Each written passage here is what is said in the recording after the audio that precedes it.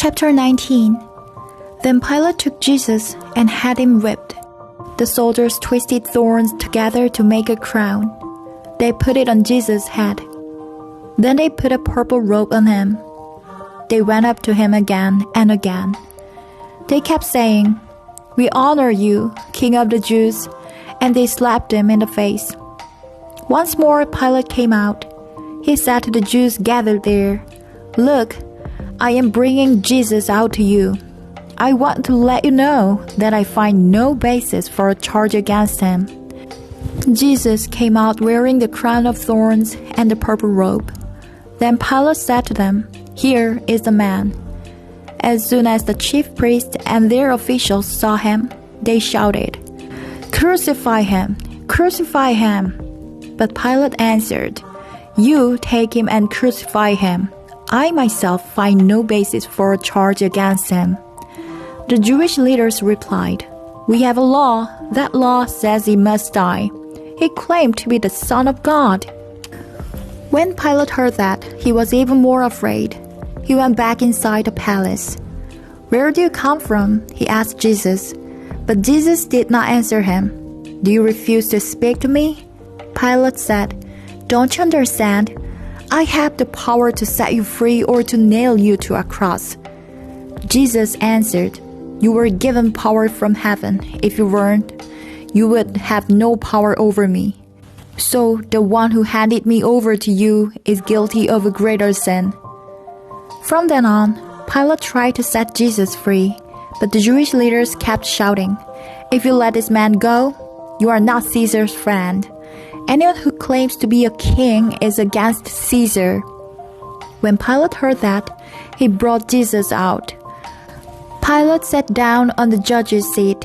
It was at a place called the Stone Walkway. In the Aramaic language, it was called Gabbatha. It was about noon on preparation day in Passover week. "Here is your king," Pilate said to the Jews. But they shouted, "Take him away! Take him away! Crucify him!" "Should I crucify your king?" Pilate asked. "We have no king but Caesar," the chief priest answered. Finally, Pilate handed Jesus over to them to be nailed to a cross. So the soldiers took charge of Jesus. He had to carry his own cross. He went out to a place called the Skull. In the Aramaic language, it was called Golgotha. There they nailed Jesus to the cross. Two other men were crucified with him. One was on each side of him. Jesus was in the middle. Pilate had a notice prepared. It was fastened to the cross. It read, "Jesus of Nazareth, the King of the Jews." Many of the Jews read the sign. That's because the place where Jesus was crucified was near the city. And the sign was written in the Aramaic, Latin, and Greek languages. The chief priests of the Jews argued with Pilate. They said, "Do not write the King of the Jews. Write that this man claimed to be King of the Jews." Pilate answered, "I have written what I have written." When the soldiers crucified Jesus, they took his clothes.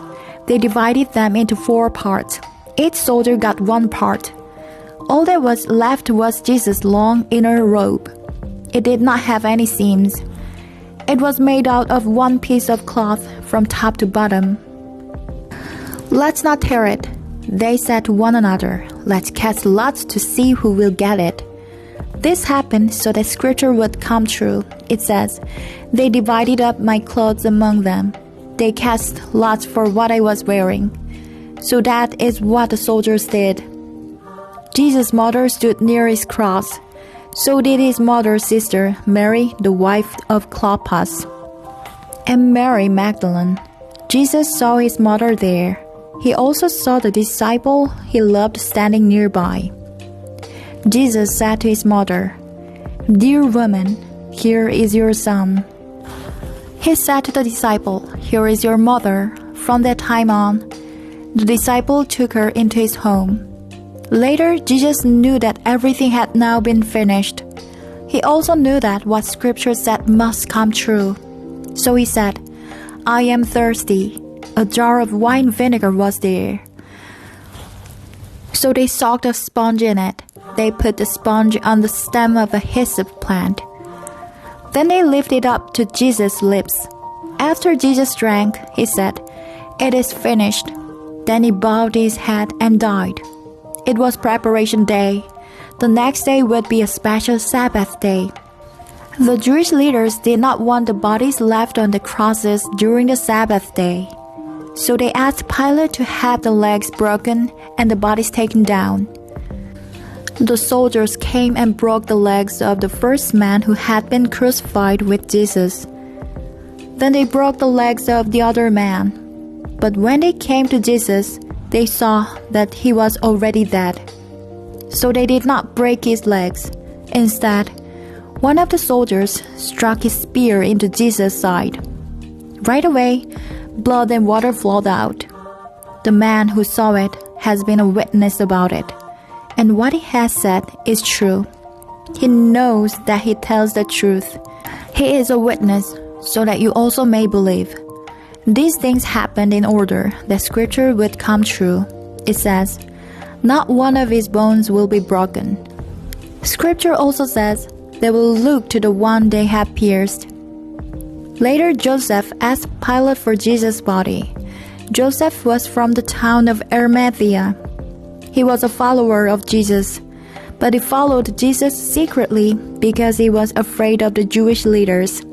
After Pilate gave him permission, Joseph came and took the body away. Nicodemus went with Joseph. He was the man who had earlier visited Jesus at night. Nicodemus brought some mixed spices that weighed about 75 pounds. The two men took Jesus' body. They wrapped it in strips of linen cloth, along with the spices. That was the way the Jews buried people. At the place where Jesus was crucified, there was a garden. A new tomb was there. No one had ever been put in it before. That day was the Jews' preparation day, and the tomb was nearby. So they placed Jesus there.